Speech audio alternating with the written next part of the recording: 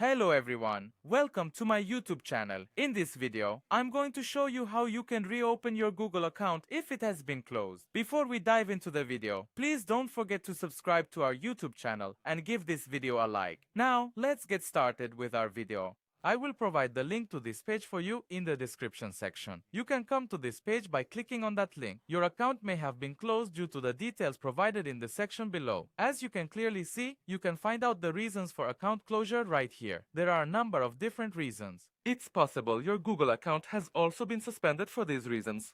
If you believe your Google account was unfairly suspended, you can appeal this decision. If your appeal is valid, your Google account will be reactivated. To appeal the decision, visit this page and sign in to your Google account. Once you've signed in, a message will appear on screen informing you that your account has been suspended. You can appeal the decision from there. All these steps are currently displayed on the screen. You can already see them. If your appeal is found to be valid, your Google account will be reactivated. I sincerely thank you for having watched this video.